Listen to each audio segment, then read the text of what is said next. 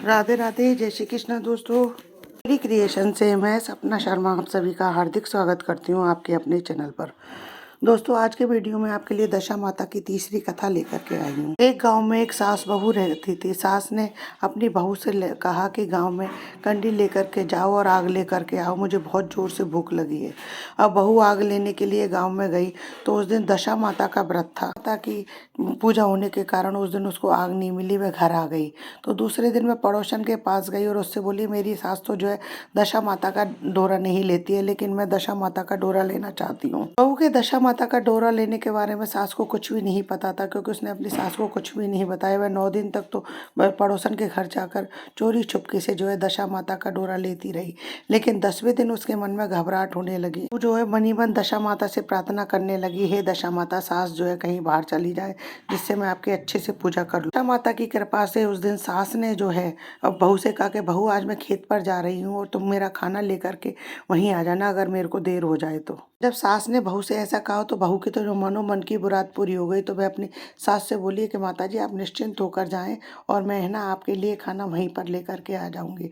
अब सास के जाते ही बहू ने निश्चिंत होकर दशा माता की पूजा आराधना के जाते ही बहू ने स्नान आदि से निवृत्त होकर बड़े ही निश्चित तौर पर प्रेम पूर्वक दशा माता की पूजा की। के बाद में मिट्टी के गोले में पूजा के दशा माता के सारे सामान को ले जाकर के सराने के लिए जैसे ही जाने वाली थी, देखते ही उस बहू ने जो है उस गोले को मिट्टी के दही के मटके में छुपा दिया और उसने सोचा कि सास के इधर उधर होते ही मैं उसे जो है सिराए आऊंगी। सास ने आते ही बहू से कहा कि तुम मुझे खाना देने के लिए क्यों नहीं आई, तुम इतनी देर से क्या कर रही थी। तो बहू ने कहा कि आपके जाने के बाद मैंने सर धोआ था, सर के सूखने का इंतजार करने के कारण मेरे को देर हो गई। बहू बोली, मैं आपके लिए थाली लगाती हूँ, आप हाथ पैर धो करके चौकी पर बैठिए।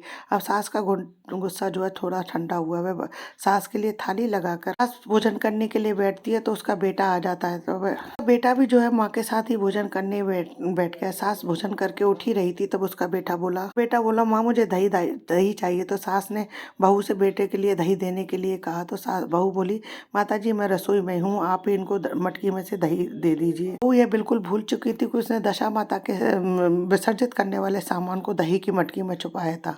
सास हाथ धो करके दही की मटकी में से दही लेने के लिए जैसे दही की मटकी को उठा करके छाछ निकालने के लिए उठाई तो उसमें से खड़खड़ाहट की आवाज आई।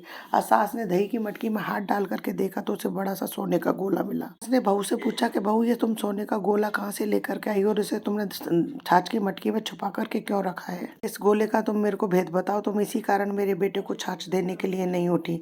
तो बहू बोली, माता जी मैंने तो कुछ भी नहीं किया, मैंने तो दशा माता का डोरा लिया था। बिना पूछे मैंने दशा माता का डोरा लिया था और उसको विसर्जित करने के लिए जा रही थी। आप जैसे ही आ गई तो आपके डर के मारे मैंने ये विसर्जित करने वाला सामान जो है दही की मटकी में छुपा दिया। दशा माता ने इसे जो है सोने का बना दिया, इसमें मैं क्या कर सकती हूँ। मैंने बहू को गले से लगा लिया और उससे बोली, मैं भी तुम्हारे साथ दशा माता का डोरा लिया करूंगी और विधिवत मिल करके हम दोनों पूजा किया करेंगे।